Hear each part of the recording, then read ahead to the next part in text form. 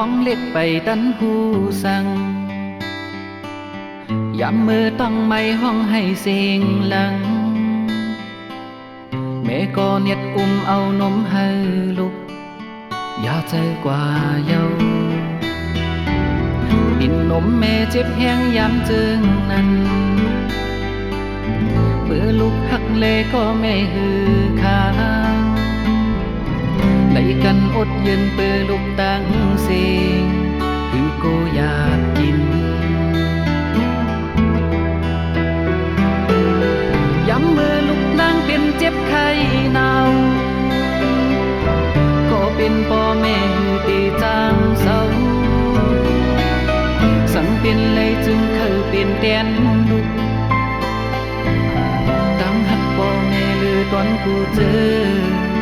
ในโลกใหญ่โลกกูมุนกี้จูปอตั้งแม่เอ้ยลูกย้อนคุกไว้พ่อแม่สองเจ้าลูกตีขัดแห้งเปื้อสายแดนนี้อันคึกใหญ่โลก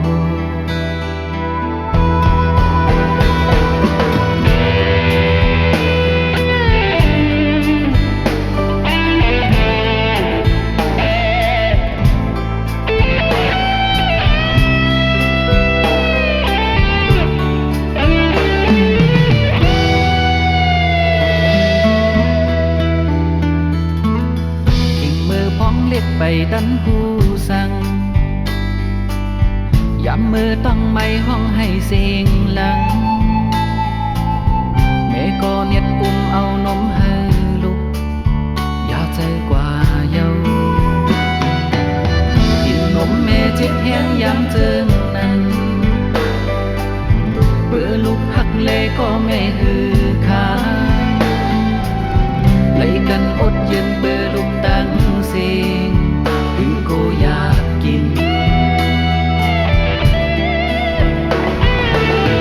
ยังเมื่อลูกนางเป็นเจ็บไข้หนาวก็เป็นพ่อแม่อยู่ตีจางเศร้าสังเป็นเลยจึงเคยเป็นแกนลูกตั้งหักพ่อแม่หรือตอนกูเจอในโลกใหญ่โลกตั้งแม่เอ้ย